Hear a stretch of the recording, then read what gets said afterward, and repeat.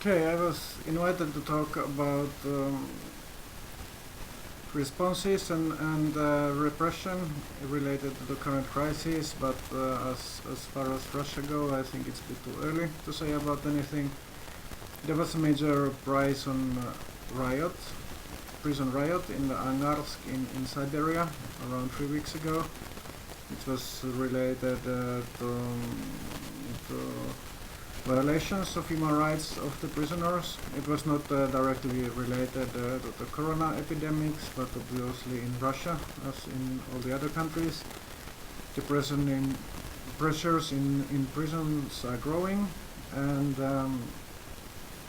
it's possible that and tensions, and it's possible that there will be other outbreaks in prisons related to epidemic, and obviously the epidemic in the prisons.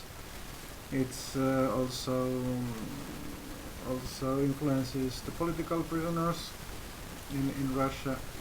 Prisons are traditional base of movements and protests, but often these struggles, they are not so related to any other movements, but they happen in isolation.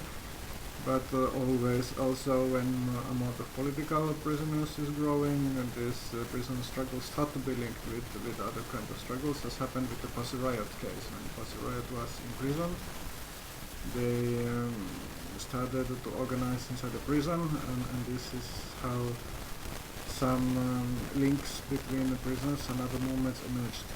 And this is, it's also possible that this will happen now when the amount of political prisoners is growing. There was also recently some rioting in Northern Ossetia in the city of Vladikavkaz. It was against corona restrictions and repressive measures. It was also connected to spread of some conspiracy theories, but there were also some political grievances, but it's a bit too early to make some analysis of these events.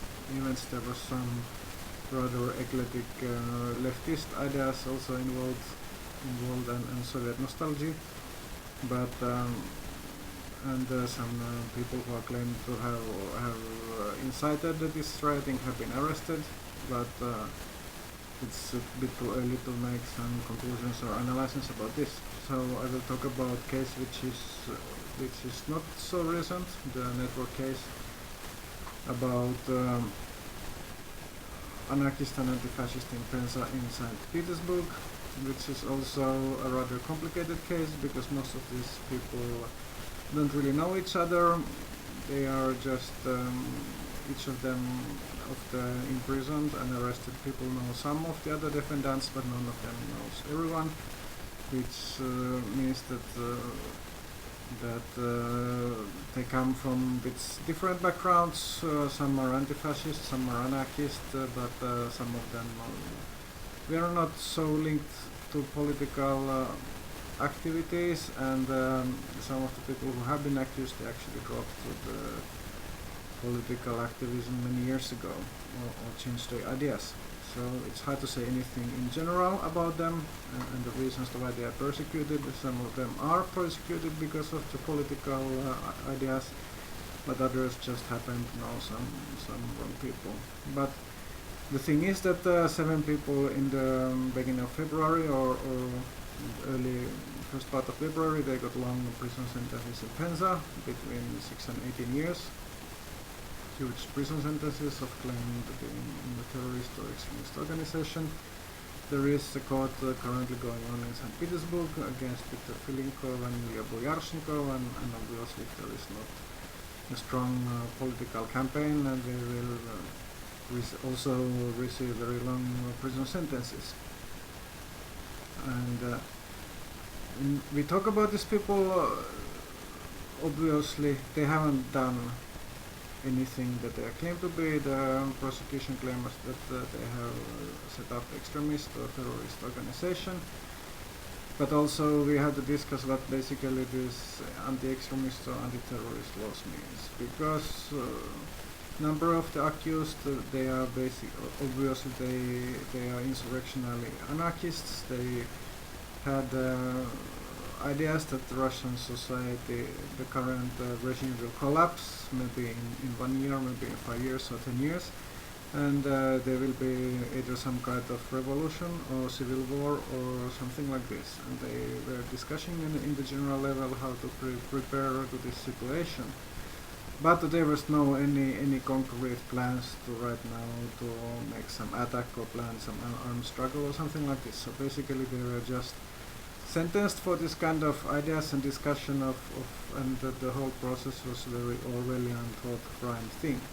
But it's also a task for the civil society how to organize to defend this kind of people, because it's very easy, like there was a case of Ivan Golunov in Moscow last summer, which is a rather known freelance journalist who, because of some corruption investigations, police tried to frame him up and to put to prison, but immediately there was a very strong protest and the whole professional journalist community organized for this, and very quickly the Golunov had to be released, and currently the police who tried to frame him up, they are facing criminal charges. But it's much more difficult to defend people who are peripheral, people who are like Penza is not a big city in Russian scale, or people who are more radical, or people who are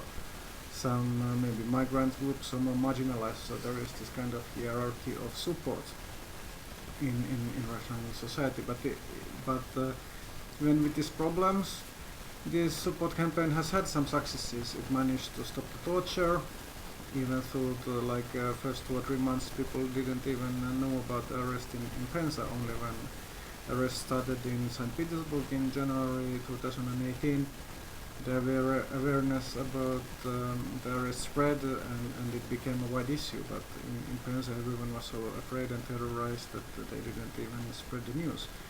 And everyone except one of the people arrested in Penza actually gave testimony because they were tortured so heavily.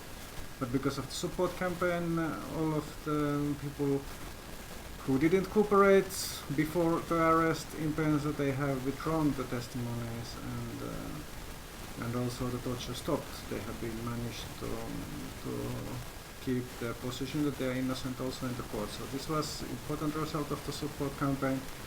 And another important result of the support campaign was that it has managed to mobilize wide sectors of the Russian society. There were petitions of cinematographers, petitions of booksellers, many independent trade unions, and this is something that we could learn, that many other countries could learn, to have this kind of wide anti-repression solidarity. Even activists who are defending old buildings, they had their own solidarity petitions, so there was very good solidarity between different movements, and it gives some hope that it's easier to